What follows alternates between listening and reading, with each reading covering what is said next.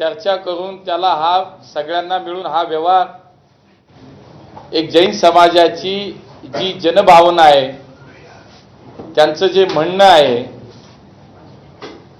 त्यांच्या सोबत उभं राहण्यासाठीचं म्हणून ज्या आचार्यांनी सुद्धा आव्हान आम्हाला केलं,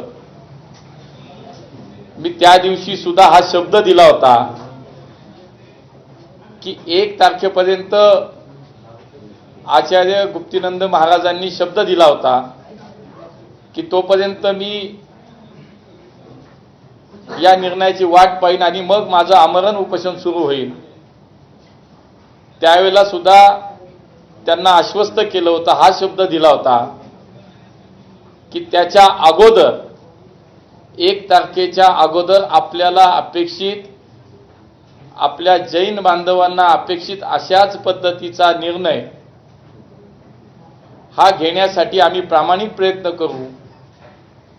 माननीय मुख्यमंत्र्यांनी याच्यामध्ये अत्यंत महत्त्वाची भूमिका निभावली.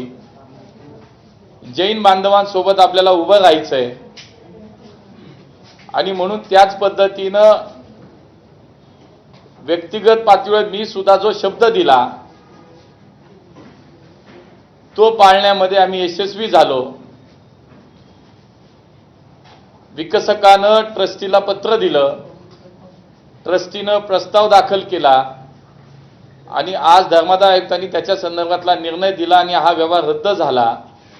ही सर्वांच्या दृष्टीनं अत्यंत समाधानाची बाब आहे आणि म्हणून मला असं वाटतं की ह्या सगळ्या बाबतीत अत्यंत स्पष्टता पहिल्या दिवसापासून होती आणि आज अखेर या सगळ्या विषयाला पूर्णविराम मिळाला.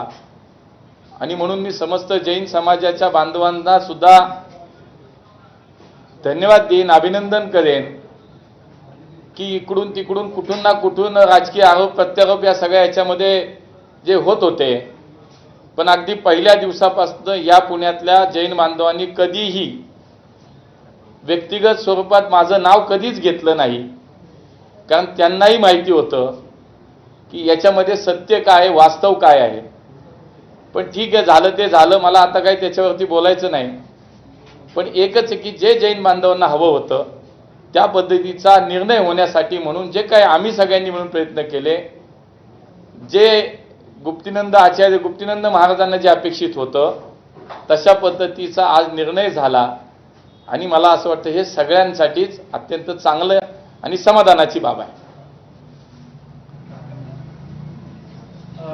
याच्यामध्ये तुम्ही म्हटलात की राजकीय आरोप प्रत्यारोप ते बाजूला जरी ठेवले तर हा व्यवहार रद्द होणं ही नामुष्की नाही. मला असं वाटतं की जैन समाजाची भावना लक्षात घेऊन सगळ्यांनी तो विचार केला की हा व्यवहार रद्द झाल्यानंच सगळ्यांचं समाधान होईल आणि म्हणून मला असं वाटतं की त्याच्याकडे आता वेगळं काही नजरेने पाहण्यापेक्षा जो एक संघर्ष निर्माण झाला, समाज रस्त्यावरती आला आणि त्यांचं म्हणणं आहे की बाबा इथं बोर्डिंग आहे, मुलांच्या शिक्षणाची व्यवस्था होते, राहण्याची व्यवस्था होते शिक्षणासाठी आलेल्या मुलांची, तर तेच राहावं आणि त्याचाच विचार कदाचित एकूण जनभावना लक्षात घेता विकसक आणि ट्रस्टींनी घेतला आणि म्हणून त्यांनी केलेला व्यवहार आता त्या दोघांनी आपापसामध्ये त्यांच्या समन्वयातनं त्यांनी रद्द केला धर्मादाय आयुक्तांच्या माध्यमातून. तर मला असं वाटतं उलट ते चांगलं झालं.